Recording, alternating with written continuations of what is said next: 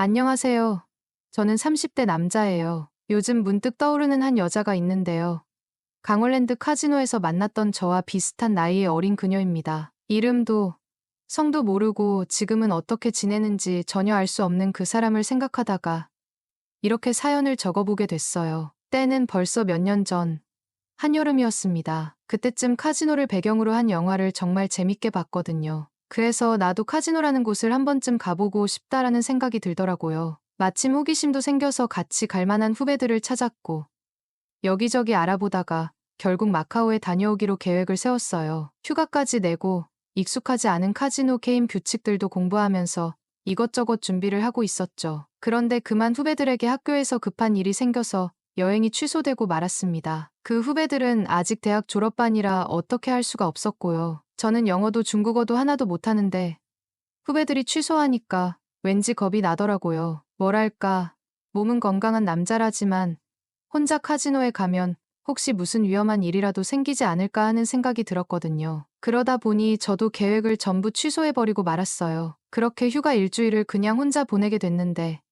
막상 뭐 할지 몰라서 좀 답답하더라고요. 주변에서는 혼자 가는 게 뭐가 어때서 이런 말도 해줬지만 그때의 저는 굉장히 내성적이고 뭔가 덤벙거리는 성격이라서 외국에서 무슨 일이라도 생기면 어쩌나 하는 걱정이 앞섰어요. 그러니까 취소 외엔 선택지가 없었던 거죠. 그래서 집에서 한 주 내내 혼자 뭐하고 놀지 고민을 하다가 문득 강원랜드가 생각났어요. 대한민국에서 유일하게 일반 국민이 갈 수 있는 카지노잖아요. 그래서 저는 바로 차에 올라타고 정선으로 향했죠. 그런데 아무 생각 없이 간 게 문제였을까요? 평일 오후라서 한산할 줄 알았거든요. 그런데 카지노 입구에 들어서자마자 당황해버렸습니다. 전광판을 보니까 이미 4,000명 정도의 사람들이 입장해 있는 거예요. 그래도 어찌어찌 입장권을 끊고 들어갔는데 그 순간 생각했던 모습이 완전히 깨졌어요. 제가 영화를 보면서 상상했던 카지노의 분위기와는 달리 안에는 이미 발 디딜 틈이 없을 정도로 사람들이 꽉 차 있었고 어떤 사람은 기계 2대를 번갈아 가며 게임을 하고 있더라고요. 원래는 블랙잭 테이블에 앉아보는 게 목표였는데 제 차례가 오려면 얼마나 기다려야 할지 짐작도 안 가더라고요. 게다가 게임하는 사람들 옆에서 돈을 걸고 지켜보는 사람들도 있고 말도 안 되는 상황이 눈앞에서 펼쳐지고 있었죠. 카지노 안으로 들어온 지 1시간이 넘도록 그저 두리번거리기만 하던 저는 뭘 어찌해야 할지 몰라 어리둥절해 있었어요. 낯선 곳에서 머뭇대며 돌아다니고 있는데 갑자기 누군가 제 어깨를 톡톡 치더라고요. 고개를 돌리자 거기엔 저와 비슷한 또래로 보이는 젊은 여자가 망설이며 저를 바라보고 있었습니다. 무슨 일이시죠? 라고 조심스럽게 물으면서도 저는 그녀에게서 눈을 떼지 못했어요. 그도 그럴 것이 딱 보기에도 아름답고 세련된 외모를 가진 그녀가 다가와 말을 걸었기 때문이죠. 그녀는 약간 무표정한 얼굴에 눈빛도 묘하게 느껴졌어요. 하지만 큰 키와 갈색 머리칼이 오히려 그녀를 더 신비롭게 보이게 했어요. 무언가를 지닌 듯한 그 눈빛에 살짝 압도되는 느낌도 들었지만 정작 그녀의 옷차림은 예상 외로 조금 초라해 보였죠. 몸에 딱 달라붙는 하얀 티셔츠는 그녀의 아름다운 몸매를 그대로 드러내고 있었지만 주름도 가득하고 왠지 허름해 보이기까지 했어요. 저희 말에 아직 우물쭈물대며 제대로 눈도 마주치지 않은 채로 그녀는 자신이 왜 제 어깨를 두드렸는지 조심스레 말하기 시작했습니다. 여기 처음 오신 분 같아서요. 5만 원만 주시면 제가 이곳저곳 다 알려드릴 수 있어요. 처음에 그녀의 말을 들었을 땐 그 의도를 제대로 이해하지 못했어요. 하지만 처음 와본 데다 낯선 곳이고 경험자가 동행해준다면 카지노를 더 즐길 수 있지 않을까 싶었거든요. 그래서 별 의심 없이 지갑에서 5만 원을 꺼내 그녀에게 건넸어요. 그녀는 돈을 받자마자 제게 잠시만 기다리세요라고 말하고는 한참 게임에 열중하고 있는 사람들이 몰려있는 쪽으로 가더라고요. 제가 아까 봤던 다른 사람들처럼 게임에 직접 참여하진 않고 대신 게임을 하는 사람들에게 베팅하는 모습을 보였습니다. 그런데 5분도 안 돼서 빈털터리가 되는 걸 보고 뭔가 잘못된 상황에 걸린 게 아닌가 싶었어요. 그러다 그녀가 쪼르르 저에게 다시 돌아오는 모습을 보고 그제야 조금 안심이 됐죠. 아무래도 돈을 받았으니 도망치진 않을 거란 생각에 뭐부터 물어봐야 하나 고민하고 있었는데 그때 그녀의 배에서 꼬르륵 소리가 나는 겁니다. 순간적으로 똑같이 제 배에서도 꼬르륵 소리가 나더라고요. 어색하게 서로를 쳐다보며 웃었고 그러면서 일단 밥부터 먹는 게 좋겠다는 생각이 들었어요. 그래서 근처에 괜찮게 먹을 만한 식당이 있냐고 물어봤죠. 그녀는 조용히 고개를 끄덕이며 저를 따라 나섰고 함께 근처 식당에 도착했어요. 그런데 식당에 앉아있을 때도 그녀는 말없이 창밖만 멍하니 바라보고 있는 겁니다. 정말 어딘가에 정신이 팔린 듯 무표정한 얼굴로 식사를 마쳤어요. 식사를 끝내고도 그녀는 한마디 말도 없이 여전히 멀뚱멀뚱 먼 곳만 바라보고 있더라고요. 혹시나 배가 아직 고픈 건가 싶어서 뭐 더 드실래요? 라고 조심스럽게 물어보니 그녀는 한참 망설이더니 드디어 입을 열었습니다. 추가로 10만 원 더 주신다면 제가 그쪽 방까지 따라갈 수 있어요. 그녀의 말을 듣는 순간 솔직히 마음이 흔들리기도 했어요. 하지만 머릿속에선 여러 가지 생각이 교차했죠. 왜 처음 보는 나에게 이런 제안을 하는 걸까? 왜 강원도 정선에 계속 머물고 있는 거지? 그녀가 저를 보고 처음 온 사람이라며 이것저것 알려주겠다고 했던 말부터 돈을 받고 곧장 게임에 걸었던 행동. 그리고 이제 와서 반복적으로 제안하는 이 상황까지 점점 그녀에게 뭔가 사연이 있다는 느낌이 들었어요. 그녀는 딱 봐도 제 또래이거나 어쩌면 저보다 훨씬 어려 보였어요. 그랬기에 더욱 생각하게 됐습니다. 왜 여기서 떠나지 못하는 걸까? 처음 보는 모르는 사람에게 왜 이렇게 쉽게 제안을 할 수 있지? 라는 의문이 꼬리를 물었죠. 원래 이런 일을 하던 사람 같지 않은데 그녀의 미모 때문인지 왠지 모르게 도와주고 싶은 마음이 들더라고요. 아직 숙소를 안 잡았는데 값싸고 괜찮은 데 있으면 알려줄 수 있어요? 라고 물었습니다. 사실 모든 질문마다 돈을 지불할 필요는 없었을 텐데 저는 10,000원짜리 3장을 그녀에게 건네며 질문을 던졌어요. 그녀는 조심스럽게 주머니에 그 돈을 챙기며 저를 안내하기 시작했습니다. 찜질방이 제일 싸긴 한데 그녀는 이제 조금씩 마음을 열기 시작한 건지 한두 마디 먼저 꺼내더군요. 하지만 솔직히 저는 모처럼 온 휴가에 굳이 찜질방에서 묵고 싶지는 않았어요. 경비도 예상보다 절약이 됐고요. 오가는 길에 모텔 간판이 몇 개 보여서 그럼 모텔은 어때요? 라고 물었더니 그녀는 표정을 살짝 찡그리며 대답했죠. 모텔은 별로예요. 안 좋은 사건이 너무 많이 일어나서. 그녀의 말을 듣고 보니 저도 괜히 모텔에서 묵었다가 무슨 일이 생길까 싶어 신경이 쓰이더라고요. 그렇게 모처럼 온 휴가에 벼랑간 귀신 들린 사람처럼 돌아가고 싶진 않았어요. 그래서 호텔을 찾아 방을 잡았습니다. 그때쯤이면 이미 해가 뉘엿뉘엿지고 있었고 저도 꽤 피곤한 상태라 호텔로 와서 그녀에게 오늘은 여기까지 하고 내일 다시 안내 좀 부탁해요라고 말하고는 방 앞에 섰죠. 그런데 그녀는 문 앞에서 들어올 생각을 하지 않고 머뭇거리는 거예요. 왜 안 들어와요? 라고 물으니 그녀는 망설이며 말했어요. 아직 10만 원 안 주셨어요. 그녀의 그 말이 솔직히 조금 안쓰러웠어요. 그래서 저는 30만 원을 그녀에게 주고 말했죠. 사흘 동안 여기서 놀다가 갈 생각이라 3일치 성금이에요. 괜찮죠?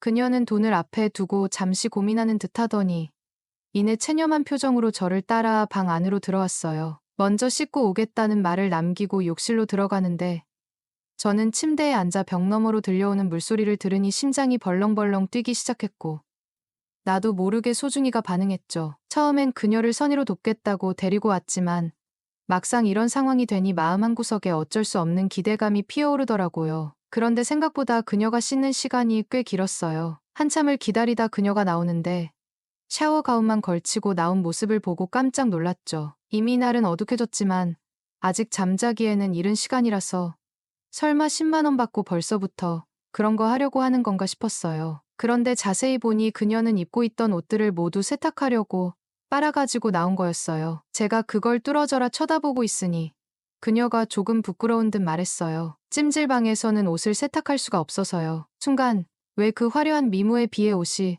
조금 남루해 보였는지 이유를 알 수 있었죠. 침대 반대쪽에 서로 걸터앉아 어색한 시간을 보내고 있는데 손을 대지 않는 저를 보고 그녀가 마음을 열었는지 먼저 말을 걸어왔습니다. 아무것도 하지 않았는데도 돈을 성금으로 어떻게 줄 수 있냐. 뭐 이런 이야기부터 결국 그녀는 자신의 이야기를 털어놓기 시작했어요. 알고 보니 그녀는 제 예상대로 저보다 2살이나 어린 사회 초년생이었어요. 대학을 졸업한 지 얼마 되지 않았고 대학 시절부터 사귀던 남자친구와 결혼을 약속한 상태로 데이트로 정선에 둘이 놀러 오게 되었답니다. 그런데 초보자의 행운 때문이었을까요?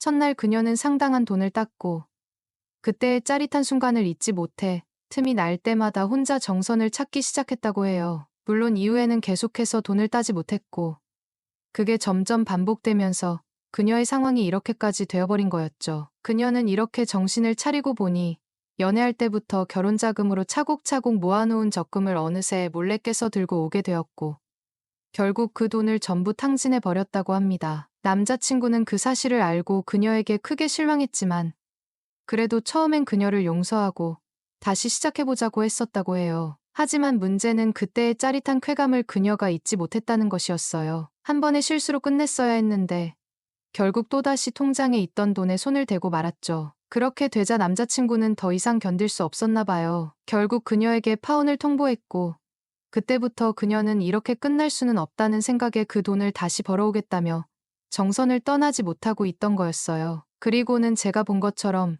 10만 원에 자신을 넘기면서 돈이 생길 때마다 카지노에서 모두 탕진하고 있는 상황이었죠. 이곳을 벗어나고 싶어도 사랑했던 애인을 생각하면 도저히 돌아갈 수 없다는 말에 그녀는 눈가에 눈물이 맺혔어요. 저는 순간 마음이 너무 아파져서 아무 말 없이 그녀를 살며시 안아주었습니다. 그녀의 어깨는 미세하게 떨리고 있었고, 저도 말없이 그녀의 떨림을 느꼈어요. 잘 될 거예요. 이렇게 의기소침해진 그녀를 달래며 저는 어떻게든 위로의 말을 건네기 시작했죠. 마치 조금이라도 그녀의 마음이 편해지기를 바라는 마음으로 떨리는 그녀의 등을 살며시 토닥이며 조용히 속삭였습니다. 그렇게 그녀를 위로해주다 잠이 들고 말았는데, 자고 있는 제 몸 위에서 뭔가 움직이는 느낌이 들어서 눈을 떠보니 그녀가 받은 돈값을 한다며 저희 몸 위에서 혼자 열심히 그것을 하고 있더라고요. 저는 자리에 누운 그 자세 그대로 그녀를 한참 멍하니 바라보았습니다. 제 위에 올라앉아 그녀는 허리를 돌려가며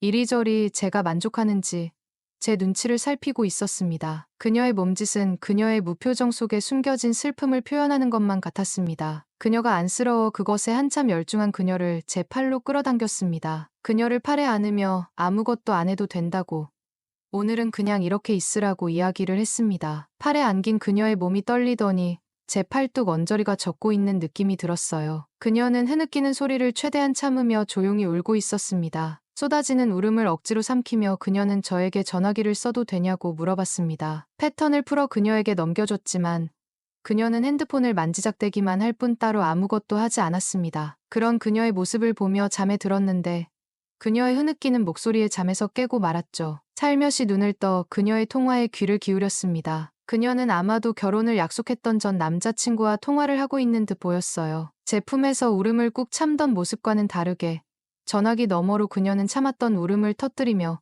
크게 소리내어 울고 있었어요. 계속해서 전 남자친구에게 자신을 용서해달라고 거듭 사과를 하고 있는 것 같았습니다. 저는 그녀의 통화를 들으면서도 못 들은 척 가만히 누워 있었죠. 다음 날 아침이 되자 그녀는 눈이 퉁퉁 부어 있었어요. 밤새 잠을 이루지 못한 것이 분명했죠. 그녀는 전날 세탁해 두었던 옷을 조용히 챙기고 있었는데 무언가 결심이 선 듯한 표정으로 저에게 말을 걸었습니다. 그러면서 그녀는 제게서 받은 돈을 돌려주며 죄송해요.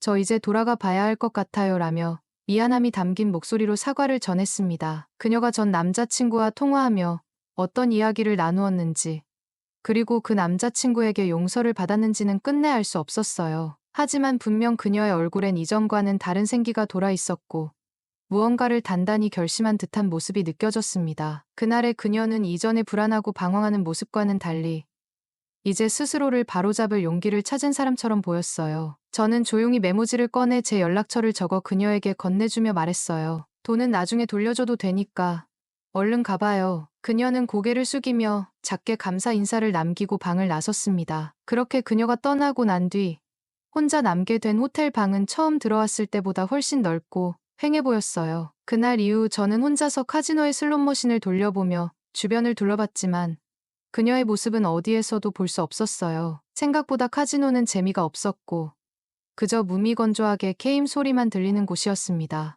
남은 시간 동안 2번 정도 더 카지노를 방문해봤지만 더 이상 그곳에서 시간을 보내는 건 시간 낭비라는 생각이 들었죠. 결국 저는 집으로 돌아왔어요. 물론 그녀의 모습은 다시 볼 수 없었고 제게 연락이 오는 일도 없었습니다. 이름도 모르고 연락처도 모르는 그녀와의 하루는 저에게는 정말 잊을 수 없는 특별한 기억으로 남아있어요. 그녀가 남자친구와 다시 만나서 행복하게 잘 살고 있는지, 아니면 여전히 정선 근처를 배회하며 길을 찾지 못하고 있는지는 저도 알 수 없지만요. 지금까지 저희 사연을 들어주셔서 감사합니다.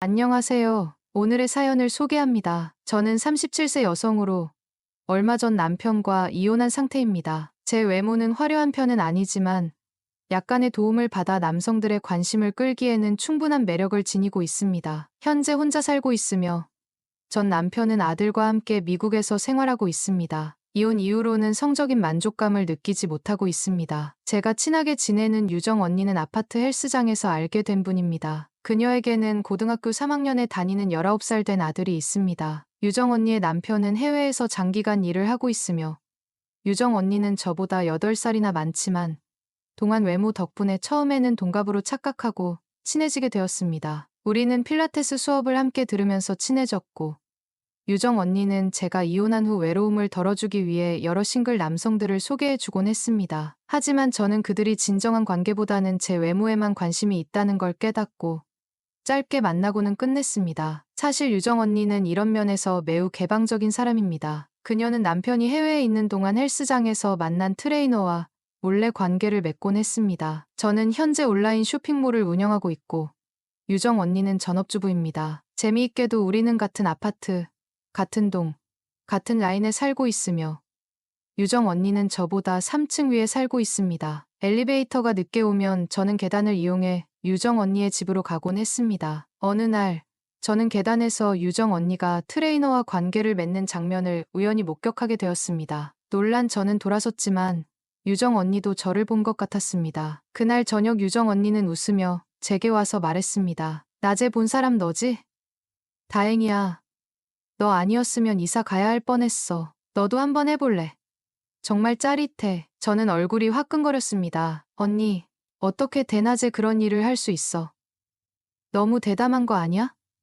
유정 언니는 웃으며 대답했죠. 야, 이 아파트에서 내가 아니면 그 시간에 계단 쓰는 사람 없어.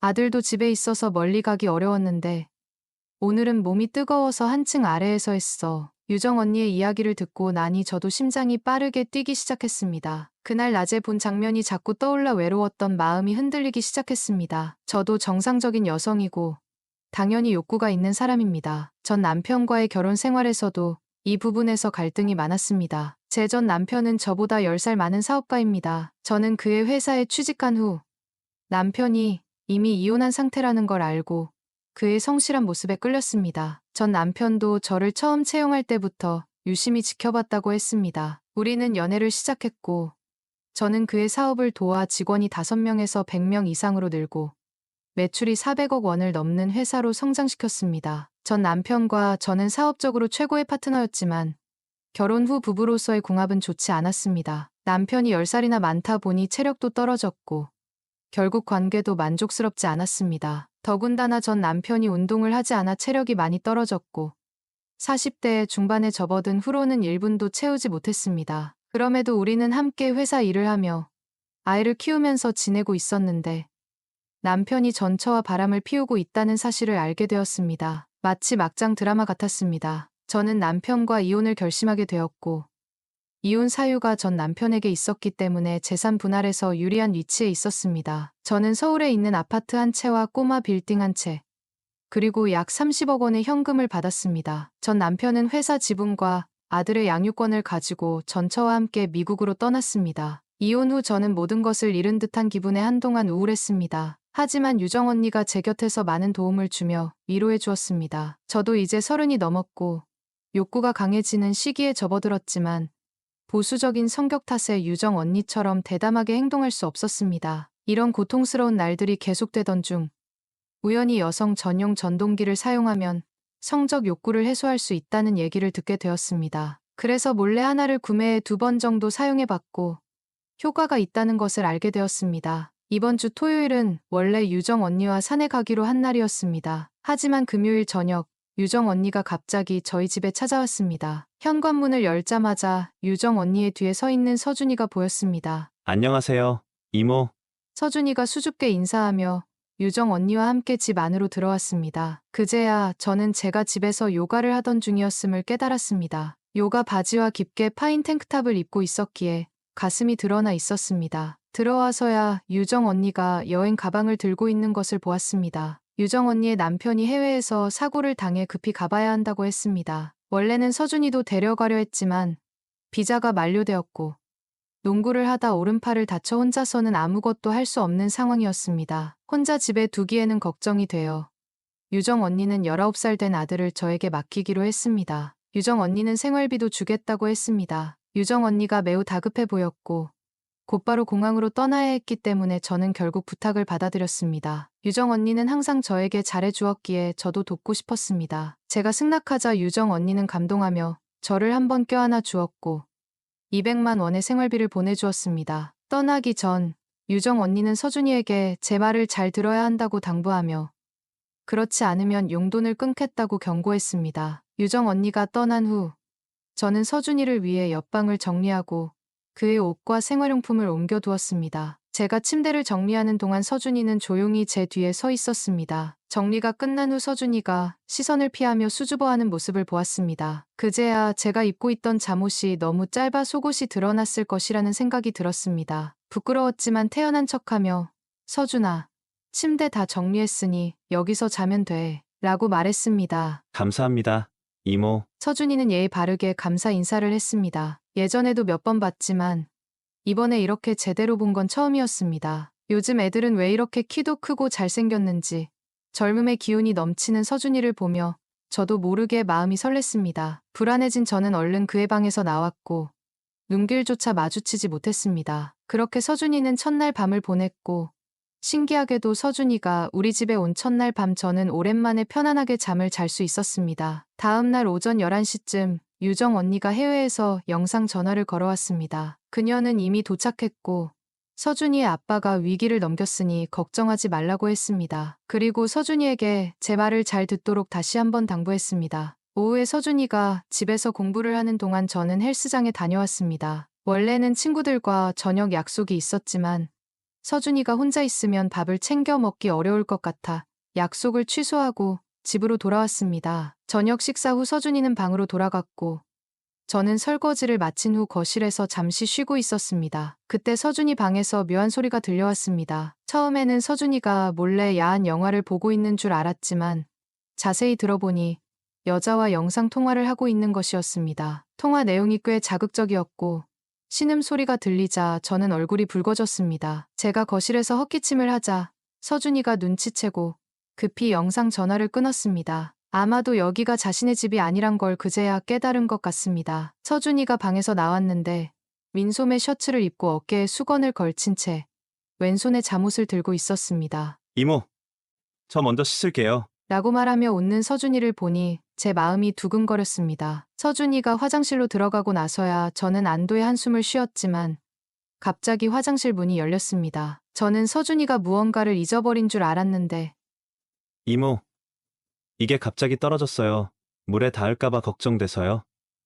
이걸 먼저 치워주시면 좋겠어요. 라고 말하며 서준이가 손에 들고 있던 것은 제가 전에 산 핑크색 전동기였습니다. 순간 얼굴이 빨개진 저는 황급히 다가가 그것을 빼앗듯이 받아들고는 태연한 척하며 괜찮아. 이건 그냥 마사지 기구야. 라고 말했습니다. 하지만 서준이는 모든 것을 이해한 듯 했습니다. 서준이는 어색한 미소를 지으며 알겠어요. 라고 말하고는 다시 화장실로 들어갔습니다. 화장실 문이 닫힌 후 저는 쥐구멍이라도 들어가고 싶은 심정이었습니다. 황급히 제 방으로 돌아가 그 전동기를 서랍 깊숙이 넣으며 얼굴이 뜨겁게 달아오르는 것을 느꼈습니다. 방금 그 순간은 정말 너무나도 민망했습니다. 늦은 밤, 저는 다시 한번 서준이 방에서 들려오는 묘한 소리에 잠에서 깼습니다. 서준이가 여자와 나누는 달콤한 대화는 저를 더욱 외롭게 만들었고 참지 못하고 다시 핑크색 전동기를 꺼내 들고 말았습니다. 다음 날 아침, 저는 놀랍게도 이미 아침 9시가 넘은 시간을 확인하고 깜짝 놀라 일어나 서준이에게 아침을 만들어 주려고 했습니다. 하지만 방에서 나오니 서준이가 이미 아침 식사를 사놓고 있었습니다. 그는 커피를 마시며 소파에 누워 농구 경기를 보고 있었고 매우 여유로워 보였습니다. 이렇게 젊고 에너지가 넘치는 서준이를 보니 저도 모르게 기분이 좋아졌습니다. 오후에 서준이는 병원에 재검진을 받으러 가야 한다고 말했습니다. 오른손에 붕대를 감고 목에 걸고 있는 서준이가 불편할까봐 저는 그를 도와주기로 했습니다. 유정 언니에게 그를 잘 돌봐주겠다고 약속했으니 말입니다. 검사 결과는 나쁘지 않았지만 의사는 서준이에게 오른손을 잘 보호하라고 여러 번 당부했습니다. 만약 다시 다치면 정말 큰 문제가 될 수 있다고 했습니다. 병원 밖으로 나왔을 때 서준이는 자신이 밀크티를 마시고 싶다고 말하며 저에게 잠시 기다려 달라고 했습니다. 얼마 지나지 않아 서준이는 저에게 흑당 밀크티를 건네주었습니다. 그것도 제가 좋아하는 당도 50%로 말입니다. 저는 그 순간 서준이가 제 취향을 알고 있었다는 사실에 감동받아 눈물이 날 것 같았습니다. 서준이는 웃으며 제가 들고 있는 장바구니를 가리키며 배가 고프다고 말했습니다. 집에 가서 같이 요리를 배우고 싶다고 했습니다. 서준이의 손이 다친 것을 걱정하여 요리를 돕겠다는 그의 제안을 거절했고,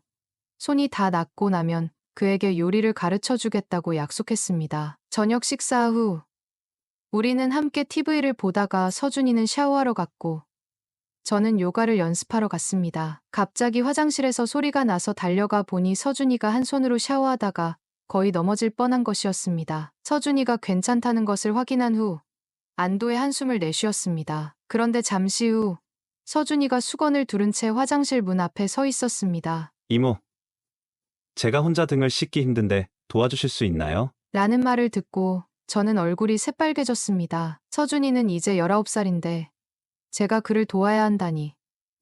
그러나 그의 오른손이 깁스를 하고 있는 것을 보고 오늘 병원에서 의사가 했던 당부를 떠올리며 마음이 약해졌습니다. 알겠어. 라고 대답하며 저는 서준이를 도와주기로 했습니다. 심장이 미친 듯이 뛰고 얼굴도 뜨겁게 달아올랐습니다. 제가 동의하자 서준이는 매우 기뻐하며 화장실로 뛰어 들어갔습니다. 저는 그의 등을 닦아주기 시작했습니다. 그때 갑자기 서준이의 수건이 바닥에 떨어졌습니다. 저는 당황해서 두 눈을 가렸지만 반응할 틈도 없이 서준이가 다가와 왼손으로 저를 벽에 밀치며 장난스럽게 말했습니다. 어젯밤에 그 전동기를 사용하는 소리를 다 들었어요. 오늘은 제 걸로 해볼래요? 저는 놀라서 도망치려 했지만 서준이가 저를 누르자 제 호르몬도 폭발해버렸습니다. 서준이가 다가와 키스하려 하자 저는 저항하지 않고 그를 맞이했습니다. 우리는 마치 불꽃이 튀는 것처럼 열정적으로 키스했습니다. 서준이의 오른손이 다친 것을 배려해서 저는 오히려 더 적극적으로 그를 도왔습니다. 이후 우리의 관계는 더욱 가까워졌습니다. 저는 마치 그의 누나가 된 것 같고 서준이는 제 동생 같은 느낌이 들었습니다. 집에 남자가 있다는 사실이 저희 생활을 더욱 즐겁게 만들어 주었습니다. 그 후 저는 온라인 쇼핑몰 운영에 더 열중하게 되었고 웃음도 많아졌습니다. 그러나 매일 밤 서준이가 여자친구와 영상 통화를 하며 이야기를 나누는 소리를 들으면서 약간 질투가 났습니다. 저는 서준이에게 직접 말하지 못하고 은근히 돌려서 말해보았습니다. 그러자 서준이는 웃으며 그 여자친구는 인터넷에서 만난 사이일 뿐 실제로 만난 적은 없다고 했습니다. 서준이는 대학 졸업하면 이모랑 결혼할래요라고 농담처럼 말했지만 그 말이 저를 무척 기쁘게 했습니다. 마치 첫사랑의 감정을 다시 찾은 듯한 기분이었습니다. 하지만 이런 기분도 잠시였습니다. 유정 언니가 그 다음 날 전화를 걸어왔습니다. 남편이 재활이 필요해 국내에서 하게 될 것이라고 했습니다. 뭐가 그렇게 급한지 저녁 비행기로 바로 출발한다고 했습니다. 저는 속으로 서준이를 원망했지만 또 한편으로는 걱정이 되기 시작했습니다. 그리고 이제서야 이 달콤한 날들이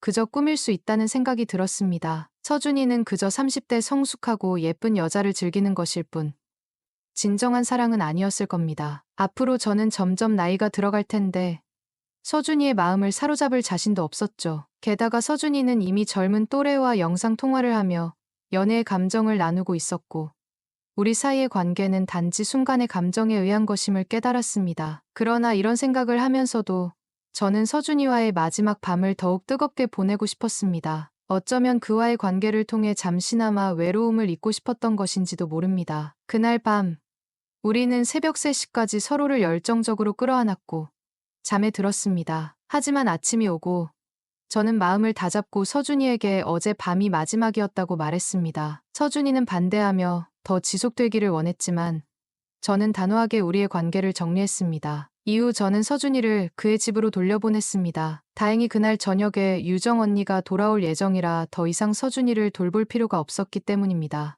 유정 언니에게는 문자로 급한 사업 문제로 인해 중국으로 출장을 가야 한다고 핑계를 대고 저는 곧바로 집을 떠났습니다. 서준이가 저를 찾아오지 못하게 하려고 급히 준비한 계획이었죠. 그날 밤 저는 호텔에 머물며 혼자만의 시간을 가졌고 다음 날에는 미리 준비해둔 비행기 티켓을 이용해 중국으로 떠났습니다. 이 모든 상황을 돌이켜보면 제 행동은 제 성격과는 맞지 않는 대담한 결정이었지만 그 몇 주간의 시간은 저에게 매우 특별한 추억으로 남아 있습니다. 비록 이 관계가 영원하지 않음을 알았지만 서준이와 함께한 시간은 저에게 잃어버렸던 자신감을 되찾아 주었고 그 덕분에 마음속 깊이 자리 잡고 있던 우울함을 완전히 털어낼 수 있었습니다. 이제 저는 다시 본래의 생활로 돌아와 돌싱의 삶을 즐기고 있습니다. 언제가 될지는 모르겠지만 좋은 사람을 만나면 다시 결혼을 생각할 수도 있을 것 같습니다. 하지만 이번에는 나이 차이가 적은 사람을 만나려고 합니다. 이렇게 오늘의 사연은 여기까지입니다. 다음 사연에서는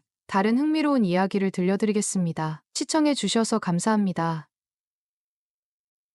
저는 40대의 가정주부로 남편과 가정을 위해 살고 있지만 그날 이후 제 삶에 예상치 못한 갈등이 찾아왔어요. 어쩔 수 없이 남편을 위해 거짓말을 해야 하는 상황이 생겨버린 거죠. 그날은 하늘에서 쏟아지는 비가 멈출 줄 모르던 날이었어요. 제 남편은 제약회사에 다니며 출장이 잦은 직업을 가지고 있었고 그날도 어김없이 출장을 떠났습니다. 아이들까지 수련회에 간 덕분에 혼자 한가한 시간이 생긴 저는 오랜만에 친구들을 만나기로 했어요. 평소에는 쉽게 시간을 내기 어려웠던 친구들과 수다를 나누는 일이 얼마나 즐겁던지 이런 시간이 참 소중하게 느껴졌습니다. 친구들은 대부분 저처럼 가정을 꾸린 아줌마들이었고 우리의 대화는 자연스레 시댁과 남편 이야기가 주제가 되곤 했어요. 한바탕 남편 흉도 보고 시댁 얘기로 스트레스를 풀고 나면 한결 기분이 나아지곤 했죠. 그런데 그날은 친구 중 한 명이 갑자기 표정이 어두워지더니 남편의 진급이 또다시 무산되었다며 속상한 마음을 털어놓더라고요. 일을 잘하고 능력도 있는 사람이지만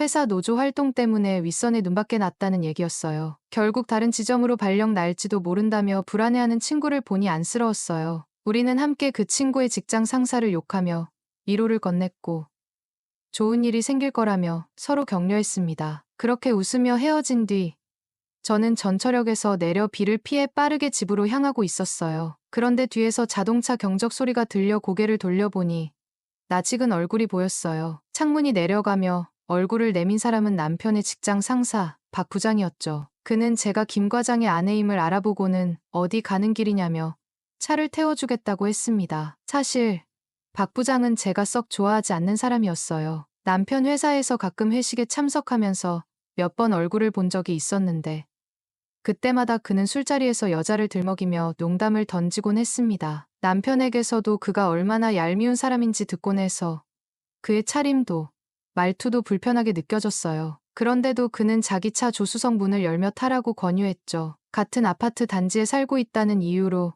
그의 호의를 거절하기 어려워 결국 차에 오르게 됐습니다. 차에 타자마자 그는 김 과장은 참 좋겠어요. 부인이 이렇게 고와서 도저히 애를 낳은 사람 같지 않다니까요 라며 저를 힐끔힐끔 훑어봤어요. 기분이 썩 좋지 않았지만 딱히 대꾸할 말도 없어서 저는 창밖만 바라보며 그의 말을 외면했습니다. 그런데도 그는 그 침묵을 깨고 싶었던 건지 혼자 말을 이어갔습니다. 김 과장, 요즘 많이 힘들어하지 않던가요? 이번 차장 승진도 힘들 것 같던데. 그의 말에 저는 화들짝 놀라며 그게 무슨 말이냐고 물었어요. 작년에 한 차례 진급에서 미끄러졌던 남편이었기에 이번에는 반드시 승진할 줄 알았거든요. 순간 요즘 들어 남편의 얼굴이 유독 어두웠던 이유가 떠오르며 가슴이 철렁 내려앉았습니다. 엎친 데 덮친 격으로 박 부장이 한마디 더 던졌어요. 진급도 안 되고 지방 공장으로 좌천된다는 소문이 있던데요. 그 말을 듣는 순간 제 머릿속은 온갖 걱정으로 가득 찼습니다. 그건 사실상 남편에게 회사를 그만두라는 의미나 다름없었거든요. 아이들 학비며 학원비, 매달 갚아야 할 대출금이 떠올랐습니다. 삶이 이렇게 무너지나 싶어 온몸이 덜덜 떨렸어요. 부장님, 정말 어떻게 좀 안 될까요? 저는 거의 애원하듯 물어봤습니다. 차장 승진 못 되는 건 그렇다 쳐도 지방으로 가는 것만은 막아주실 수 없나요? 박 부장은 여유로운 얼굴로 저를 힐끔 쳐다보며 대답했어요. 저도 백방으로 김 과장을 위해 노력 중이에요. 그런데 쉽지 않네요. 다음 주에 전무님께도 한번 정식으로 말씀드려볼까 생각 중입니다. 그의 말투는 마치 모든 결정을 자기가 쥐고 있는 것처럼 느껴졌어요. 그의 입김이 이 상황을 바꿀 수도 있다는 생각이 들었고 저도 모르게 그의 말을 신경 쓰게 됐습니다. 하지만 남편은 고지식한 성격에 이런 상황을 대처할 능력이 없었어요. 주변에 도움을 줄 만한 사람도 딱히 떠오르지 않았죠. 지금 이 위기를 넘기려면 제가 나서야 한다는 생각이 들었습니다. 남편이 이 일을 혼자 해결하기엔 너무 벅차 보였거든요. 그렇게 복잡한 생각에 사로잡힌 채 집 근처에 도착했습니다. 아파트 단지 입구를 들어서면서 저는 어느 정도 마음을 굳히게 됐어요. 부장님, 시간 괜찮으시면 저희 집에서 차라도 한잔 하시고 가세요. 차 태워주셨으니 감사의 의미로요. 제 말에 박 부장의 얼굴은 한껏 밝아졌습니다. 엘리베이터 안에서 거울 너머로 느껴지는 그의 시선은 저를 불편하게 만들었어요. 온몸에 소름이 돋았지만 남편을 위해서라면 뭐든 해야 한다는 생각뿐이었습니다. 집에 들어서자마자 저는 부엌으로 가서 물을 올리고 커피를 준비했습니다. 커피를 그의 앞에 내밀며 말했어요. 부장님, 우리 남편 잘 부탁드려요. 그 은혜는 절대 잊지 않고 꼭 갚을게요. 박 부장은 콧방귀를 뀌며 대답했어요. 은혜 갚겠다고 하고 나중에 입싹 닦는 사람들이 얼마나 많은데요. 저는 단호하게 고개를 저으며 말했죠. 전 그런 사람 아니에요. 은혜는 꼭 갚을 겁니다. 그 순간 박 부장은 의자를 밀고 일어나더니 제 옆으로 다가왔어요. 내가 도와줄 테니 지금 은혜를 갚는 게 어때요?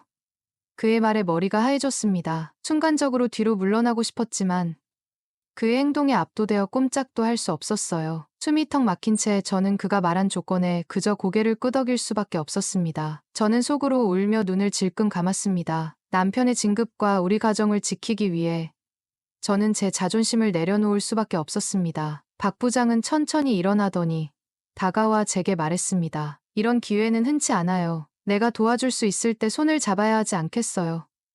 그의 말은 차분했지만 속에 담긴 힘을 부인할 수 없었어요. 순간적으로 거부하고 싶었지만 현실의 무게가 저를 올가매고 있었습니다. 머릿속이 복잡했어요. 남편의 얼굴, 아이들의 미래, 우리가 함께 꿈꿨던 삶이 모두 눈앞에 떠올랐습니다. 그리고 박 부장의 시선 속에서 묘한 압박감과 동시에 다가올 변화를 느낄 수 있었죠. 박 부장은 저에게 다가와 거침없이 입을 맞추었고 저희 승가가 아주 좋다며 주무르기 시작했습니다. 소중이가 한껏 부풀어 오른 박 부장은 모든 준비가 다 되었는지 제 위로 올라와 시작했습니다. 시원치 않을 거란 저희 생각과 달리 굉장히 단단한 게 꽉 찬 느낌이어서 좋더라고요. 한참을 이리저리 자세를 바꿔가며 하던 박 부장은 저에게 물어주는 느낌이 너무 좋다며 진짜 맛있다고 하는 겁니다. 저는 남편의 승진이 달린 문제라고 생각하고 박 부장에게 확실히 눈도장을 찍기 위해 최선을 다해서 그의 소중이를 받아주었죠. 역시 박 부장은 여자 경험이 많아서 그런지 확실히 테크닉이 좋더라고요. 사실 이 상황을 빨리 끝내고 싶어서 최대한 그곳에 힘을 주어 마무리하려고 노력을 했지만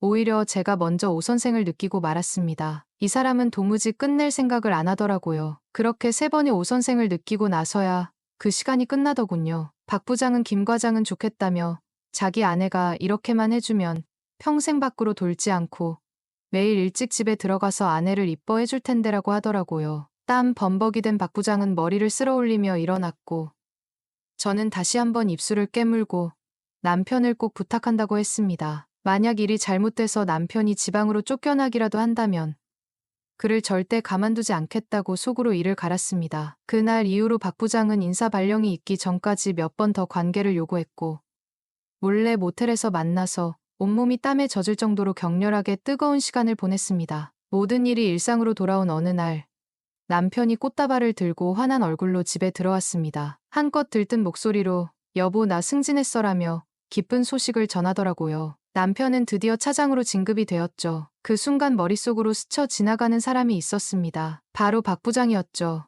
그는 결국 약속을 지켜주었습니다. 남편은 자신이 회사에서 인정받아 이뤄낸 성과라고 생각하며 자랑스러워했어요. 제가 뒤에서 얼마나 많은 노력을 기울였는지는 전혀 모른 채 말이죠. 남편의 얼굴엔 자신감과 행복이 가득했어요. 그런 모습을 보니 비록 저에게는 힘든 시간이 있었지만 결국 제가 한 선택이 잘한 일이었다는 생각이 들었습니다. 남편이 이렇게 활짝 웃는 걸 본 게 정말 오랜만이었거든요. 그 후로도 남편을 통해 박 부장의 이야기를 종종 들을 수 있었습니다. 박 부장은 남편의 진급 후에도 그를 자기 사람으로 만들기 위해 많은 신경을 쓰는 듯했어요. 남편은 박 부장이 회사에서 자신을 챙겨준다고 고마워하면서도 그 이유를 전혀 모른 채 의기양양한 모습이었죠. 하지만 저는 가끔 남편을 볼 때마다 마음 한편에 죄책감이 스멀스멀 올라오곤 했습니다. 만약 남편이 제가 뒤에서 무슨 일을 했는지 알게 된다면 그는 과연 저를 이해하고 용서해 줄 수 있는지 아니면 저를 더럽다고 손가락질할지 이런 생각이 들 때마다 마음이 복잡해지곤 했어요. 그래도 한 가지 확실한 건 남편이 만년 과장으로 머무르며 우울하게 지내는 것보다 지금처럼 차장으로 진급해 자신감 있게 지내는 모습을 보는 게 훨씬 좋다는 겁니다. 주변 사람들에게 차장 사모님이라는 소리를 듣는 것도 처음엔 어색했지만 이제는 나쁘지 않게 느껴져요. 제 입만 꾹 다물고 있다면, 그리고 남편에게 끝까지 이 사실을 숨길 수 있다면 우리 가족은 지금처럼 행복하게 지낼 수 있지 않을까 생각됩니다. 과정이 어떻든 결과적으로 지금의 상황은 너무 마음에 듭니다. 남편이 기쁘고 아이들 학비 걱정 없이 지낼 수 있고 우리 가족의 미래가 안정된 것 같으니까요. 이런 제가 정말 내조를 잘하는 아내가 맞겠죠. 조금 힘들긴 했지만 저는 가정을 위해 제 역할을 했다고 믿고 싶습니다. 어디에 꺼내기 어려운 얘기였는데 이렇게라도 사연을 올리니 마음이 조금은 편안하네요. 지금까지 저의 이야기를 들어주셔서 감사합니다. 저는 올해 30대 중반 평범한 회사원 남자입니다. 안녕하세요. 저는 서울에 거주하고 있는 50대 초반의 남자입니다. 사실 좀 부끄러운 이야기지만 젊은 시절 속도 위반으로 인해 군대 가기 전에 결혼을 하게 되었습니다. 덕분에 남들보다 일찍 가장이 되어서 젊은 날에는 정말 힘들게 살았어요. 먹고 살기 위해 안 해본 일이 없을 정도로 고생했죠. 하지만 자식이 일찍 태어난 덕에 일찍 독립을 하게 되니 이제야 좀 여유가 생기더군요. 그렇게 여유를 즐길 시기가 왔다고 생각했을 때 회사에서 권고사직을 받았습니다. 처음엔 참 막막했지만 퇴직금과 함께 2년치 연봉을 추가로 받게 되어 노후 걱정은 크게 없을 것 같았어요. 자식들도 이미 독립했겠다.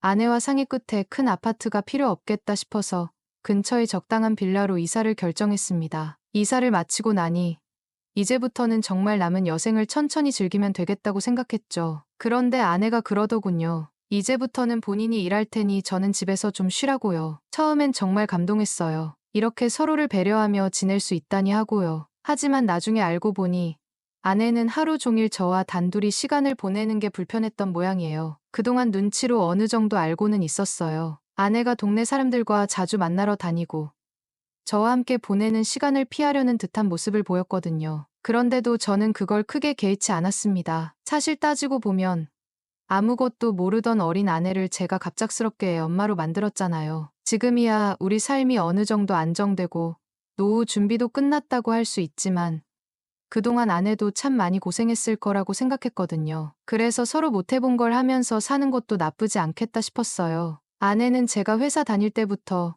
동네 언니들과 어울리며 취미생활을 즐기곤 했어요. 그때 춤에도 빠지고 여기저기 돌아다니며 인맥을 쌓더니 결국 타 지역에서 큰 사업을 하는 사람과 연결이 되었더군요. 아내는 그 사람과 함께 주중에는 회사 일을 돕고 주말에만 집으로 돌아오는 주말 부부 생활을 시작했습니다. 솔직히 말해서 아내가 주중에 어디서 누구와 시간을 보내고 있는지는 뻔히 알 수 있는 상황이었지만 저는 신경 쓰지 않기로 했어요. 우리 딸도 이 사실을 알고 있었는데 엄마가 그동안 얼마나 고생했는지 알기 때문에 엄마를 이해해달라고 저에게 부탁하더라고요. 딸은 아내 편을 들며 엄마가 힘들었던 건 전적으로 저 때문이라는 식으로 말했어요. 그런데 딸은 왜 아빠인 저도 젊은 시절 많은 걸 포기하고 고생했던 건 생각하지 못하는지 모르겠더군요. 이런 상황에서 제가 아내를 탓하거나 문제를 깊이 파고들어봤자 상처받는 건 결국 저라는 생각이 들었어요. 그래서 어느 순간부터는 그냥 신경을 끄기로 했습니다. 처음에는 아내가 다른 사람을 만나고 있다고 해서 저도 똑같이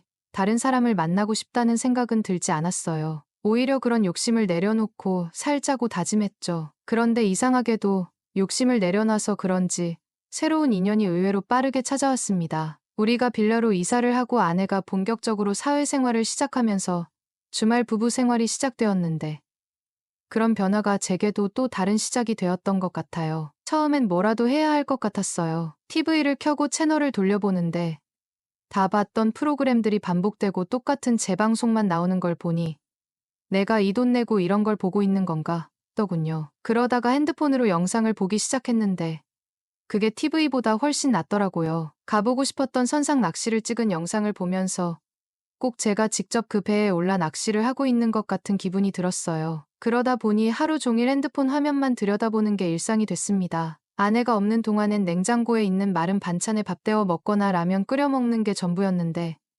어느 날 핸드폰에서 누군가 요리하는 영상을 보게 됐어요. 그동안은 그걸 보면서 대리만족을 느꼈는데 문득 내가 직접 장을 봐서 만들어 보면 어떨까 하는 생각이 들더군요. 그날 바로 영상을 따라하며 요리를 시작했는데 생각보다 제가 손재주가 있더라고요. 무엇보다도 재밌었어요. 맨날 식은 밥에 라면이나 반찬으로 때우던 밥상이 갓 지은 밥에 제가 직접 만든 요리로 바뀌니 술맛도 꿀맛이었습니다. 음식을 해보니 그렇게 어려운 게 아니더군요. 이렇게 재밌는 거라면 내가 전업주부하고 아내한테 돈 벌어오라고 할 걸.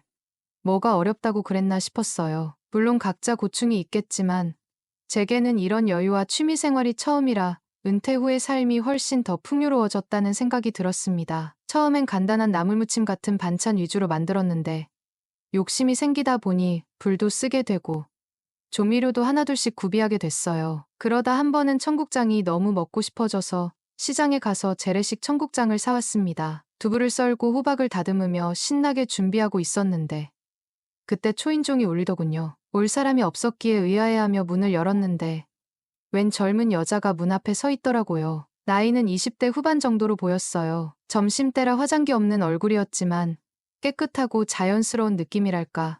정말 예뻤어요. 머리를 감고 나왔는지 아직 덜 마른 머릿결에서 물기가 조금 남아 있었죠. 화장을 안 했어도 뚜렷한 이목구비와 맑은 피부가 눈에 띄었고 선이 가늘면서도 건강해 보이는 인상이었습니다. 지하철에서 출근길에 가끔 볼 법한 미인의 모습이었어요. 저도 이 동네에 이사 온 지 얼마 안 돼서 낯설기는 했지만 이 여자는 한 번도 본 적이 없는 사람이었어요. 생각해보니 지난달쯤에 새 신혼부부가 윗집으로 이사 왔다는 얘기를 들은 기억이 났습니다. 하지만 요즘엔 이사한다고 떡을 돌리는 사람도 드물다 보니 이 여자가 그 신혼부부 중 한 명이라고는 상상도 못했어요. 처음엔 종교 권유하러 온 사람이 아닌가 싶어서 조금 경계했는데 여자가 자기를 윗집에 새로 이사 온 사람이라고 소개하더군요. 예상이 맞았구나 싶으면서도 대체 무슨 일로 온 건지 궁금했어요. 이사 온 지 한 달이 넘었는데 이제 와서 우리 집에 무슨 시루떡이라도 돌리러 온 건 아니었을 테니까요. 왜 내려왔냐고 물으니 그녀가 이사 온 지 한 달째인데 우리 집에서 매일 음식하는 냄새가 올라와서 너무 힘들다고 하는 거였어요. 그 말에 솔직히 어이가 없더군요. 아니, 내가 내 집에서 밥도 해먹지 말라는 거냐고 한마디 했지요. 물론 제가 그날 청국장을 끓이고 있었으니 평소보다 냄새가 더 심했을 수도 있겠지만 그래도 그게 그렇게까지 문제가 될 줄은 몰랐습니다. 그녀는 그래서 지금껏 아무 말도 하지 않고 참아왔지만 음식 냄새가 너무 심해서 정말 죽을 것 같다고 하더라고요. 순간 내 요리가 그렇게 냄새가 심한가 싶어서 제가 직접 확인해보겠다며 그녀를 따라 위층으로 올라갔습니다. 그녀는 집에서 편하게 입고 있던 신축성 좋은 원피스를 입고 있었는데 얼마나 화가 났으면 그 복장 그대로 내려왔나 싶더군요. 제가 그녀를 따라가는 동안 솔직히 눈앞에 실룩거리며 아른거리는 그녀의 뒤태에 잠시 시선을 빼앗기기도 했어요. 겨우 한층 차이 나는 높이에 사는 게 아쉬울 정도로 그녀의 뒷모습은 꽤나 눈길을 끌었습니다. 아무튼 그녀 집에 도착했는데 정말로 그녀 말대로 음식 냄새가 집안에 진동을 하더군요. 청국장 냄새였으니 누가 봐도 제가 만든 음식에서 나온 냄새가 그녀 집에 스며든 거라는 건 명백했어요. 그런데 아무리 오래된 빌라라고 해도 기본적으로 배관과 환기 시스템이 있을 텐데 어떻게 이렇게 냄새가 새어나올 수 있나 싶었습니다. 그녀에게 조금만 제가 둘러봐도 될까요? 라고 조심스럽게 말했더니 약간 의아한 눈빛으로 저를 쳐다보더군요. 그래서 제가 회사 다니기 전에 이런저런 일을 많이 해봤습니다. 의심 가는 부분이 있으니 잠시 확인만 해보겠습니다. 라고 설명했더니 그제야 집 안으로 들어오라고 하더군요. 집 안은 꽤 아기자기하게 꾸며져 있었습니다. 구식 빌라이긴 하지만 신혼부부답게 인테리어를 손보고 예쁘게 꾸며놓은 게 눈에 띄었어요. 그 모습을 보니 문득 우리 딸도 결혼하면 이렇게 집을 꾸미며 살게 될까 하는 생각이 들었고 아내와도 서로 사랑해서 결혼했더라면 이렇게 예쁘게 꾸미며 살 수 있었을까 하는 아쉬움도 스쳤습니다. 그녀를 따라 부엌에 들어가니 제가 예상한 대로 배관 쪽에 문제가 있었습니다. 주방 환풍구를 열어보니 배관에 연결된 자바라가 찢어져 구멍이 나 있었고 심지어 자바라 고정도 엉망으로 되어 있더군요. 날림으로 시공된 티가 확연히 났습니다. 배관 문제인 줄 알았는데 오히려 더 쉬운 문제입니다. 공사해준 업체에 연락해서 수리를 요청해보세요. 그렇게 말하자 그녀는 제 말을 듣고 바로 업체에 전화를 걸었습니다. 그런데 업체 측에서는 바쁘다며 계속 핑계를 대고 결국 급히 사람을 보내주겠다면서 출장비로 20만 원을 요구하더군요. 너무 어이가 없어서 제가 전화기를 받아들고 따졌습니다. 하지만 그쪽에서 뻔뻔하게 요구를 굽히지 않길래 됐습니다. 전화 끊으세요라고 말한 후 그녀에게 잠시 기다려달라고 했습니다. 그리고 근처 천원마트로 가서 보수용 테이프와 실리콘 등 필요한 것들을 사왔습니다. 이왕 이렇게 된 거 제가 직접 손봐주기로 했습니다. 부엌 의자를 밟고 올라가 냄새가 새어나오는 빈틈마다 보수용 테이프를 덕지덕지 발라 급한 대로 임시 처방을 해두었습니다. 그리고 그녀에게 저녁에 생선을 구울 테니 냄새가 올라오면 연락을 주세요라고 말하며 집으로 내려왔죠. 저녁이 되어 식사를 했지만 그녀에게선 연락이 없었습니다. 문제가 해결된 건지 아니면 그냥 참는 건지 알 수는 없었지만 무소식이 희소식이라는 말처럼 잘 됐겠거니 하고 따로 확인하러 올라가지는 않았습니다. 그런데 다음날 점심쯤에 초인종이 울렸습니다. 나가보니 그녀가 서 있었고 다짜고짜 어제 저녁이랑 오늘 아침 식사하셨냐고 묻더군요. 제가 그렇다고 대답하자 그녀는 화난 표정으로 이제 냄새가 안 올라와요 라며 기뻐했습니다. 그런데 어제 바로 연락 주시지 그랬어요? 하고 물으니 그녀는 남편이 퇴근해서 집에 있었던 터라 연락하기 어려웠다고 하더군요. 제가 남자라서 그런지 남편 눈치를 본 것 같아 미묘한 기분이 들었습니다. 마침 점심 준비를 하던 참이라 그녀에게 아직 식사 안 하셨으면 밥이나 먹고 가실래요? 라고 말했어요. 그냥 예의상 한 말이었는데 그녀는 정말 그래도 될까요? 라며 주저없이 집 안으로 들어왔습니다. 급하게 차린 한상이었지만 그녀는 음식 맛을 보더니 감탄하면서 손재주가 정말 좋으세요. 라며 엄지를 치켜 세웠습니다. 그러면서 자기 남편은 라면 하나 겨우 끓이는 수준이고 집에서 냄새가 나도 참고 살라는 식으로 아무것도 안 한다며 불만을 털어놓았습니다. 그날 식사 중 나눈 대화의 대부분은 그녀 남편에 대한 불만이었어요. 그녀의 이야기에 맞장구를 치는 게 조금 힘들기는 했지만 오랜만에 누군가와 식사를 하며 대화를 나누니 정말 오랜만에 사람 사는 집 같은 기분이 들더군요. 주말마다 아내가 집에 오기는 하지만 식사 중에도 서로 대화 한마디 없고 제가 애써 준비한 음식을 내놓아도 시큰둥한 반응뿐이었는데 그녀는 제가 만든 반찬 하나하나에 리액션을 해주며 칭찬을 아끼지 않았습니다. 그 모습에 저도 모르게 그녀에게 점점 호감이 생기기 시작했습니다. 처음에는 음식 냄새 때문에 못 살겠다며 불만을 가득 안고 찾아왔던 그녀였지만 그날을 계기로 그녀는 매일같이 저희 집에 찾아오곤 했습니다. 그녀 역시 혼자 지내며 외로웠던 것 같더군요. 처음에는 남편에 대한 불만을 주로 털어놓던 그녀가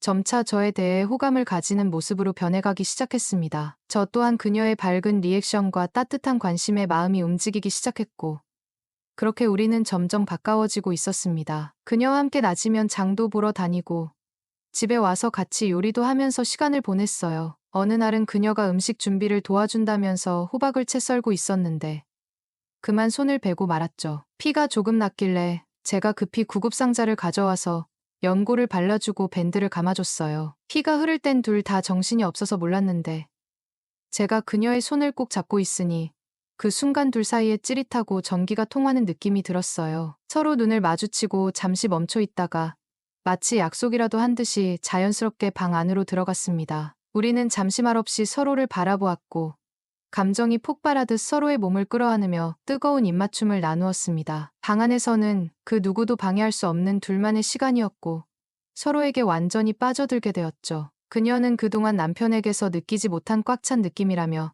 아주 만족스러워하더라고요. 그렇게 우리는 뜨겁게 불타올랐고 서로에게 몰입하며 깊이 사랑을 나누었습니다. 그녀가 자신도 모르게 터져나오는 소리와 떨림이 있은 후에야 저도 참았던 그것을 폭발하며 마무리하였습니다. 그녀는 저에게 엄지손을 치켜 세워주면서 정말 최고였다고 하더라고요. 밥솥에서 취사가 끝났다는 소리와 함께 김이 빠져나오는 압력 소리가 강하게 들렸지만 제 귀에는 윗집 그녀의 목소리만 들려올 뿐 다른 건 아무것도 들리지 않았습니다. 매일같이 가까이 지내며 정을 쌓던 그녀와 더 깊은 관계가 된 후 문득 내가 큰 잘못을 저질렀다는 생각이 들었어요. 그녀의 남편에게 미안한 마음이 스며들었고 동시에 지금 새로운 인생을 살고 있는 아내에 대한 이해도 찾아왔습니다. 제가 가정의 책임이라는 핑계로 가족들에게 소홀했던 건 아닌가 돌아보게 되었고 그런 틈에서 아내가 다른 사람을 찾게 된 것도 어쩌면 당연한 결과였겠구나 싶더군요. 이전에는 아내에 대한 원망이 컸지만 이제는 그녀의 입장을 조금 이해할 수 있을 것 같았습니다. 현실적으로도 이제는 아내가 집안의 가장 역할을 대신하고 있었으니 그녀가 저에게 점점 소홀해진 것 또한 받아들이게 되었죠. 그녀도 저와 비슷한 처지였을 거라는 생각이 들었습니다. 남편이 회사에서 돈을 벌어오는 역할에만 충실하면서 집안일과 사소한 일들은 전혀 신경 쓰지 않았으니 그녀 역시 외로움을 느끼며 나를 찾게 된 게 아닐까 싶었어요. 물론 그녀의 남편이 집에 있는 동안에는 저희는 철저히 윗집과 아랫집에 사는 단순한 이웃일 뿐이었고 서로의 가족과 함께하는 주말에는 더욱더 모르는 사람처럼 행동했습니다. 하지만 가족들이 집을 비운 평일 낮 시간에는 죄책감을 뒤로하고 서로에게 끌리는 마음을 멈출 수 없어 뜨거운 관계를 맺으며 함께 보내곤 했습니다. 그러던 중 시간이 흘러 1년이 되었을 때 그녀가 이사를 간다며 저에게 작별을 고하더군요. 같은 도시, 마음만 먹으면 금방 찾아올 수 있는 거리로 이사하는 것이었지만 그녀는 이사를 간 이후 한 번도 저를 찾아오지 않았습니다. 아마도 이웃들의 눈치 때문이었겠지요. 저 또한 그녀를 찾아가겠다는 생각은 하지 않았습니다. 1년간 그녀와 함께했던 시간은 저에게 좋은 추억으로 남아 있습니다. 그래서 이별이 아쉽지는 않았어요. 하지만 다시 주중에 혼자 지내는 일상으로 돌아오니 그 공허함이 조금은 아쉬웠습니다. 아직도 대낮에 초인종 소리가 들릴 때면 괜히 마음이 설렐 때가 있습니다. 물론 찾아오는 이는 대부분 택배기사나 무언가를 홍보하러 오는 사람들 뿐이지만요. 요즘은 다시 혼자 음식을 하며 시간을 보내는데 흥미가 점점 떨어져서 그냥 간단히 끼니를 때우고 있습니다. 은퇴 후 여유로운 생활도 좋지만 아직 제 인생이 끝나지 않았다는 생각이 드네요. 그래서 조만간 사람들과 어울릴 수 있는 새로운 취미 생활을 시작해볼까 합니다. 아직 남은 삶을 조금 더 풍요롭게 만들어보고 싶습니다. 지금까지 저의 이야기를 들어주셔서 감사합니다.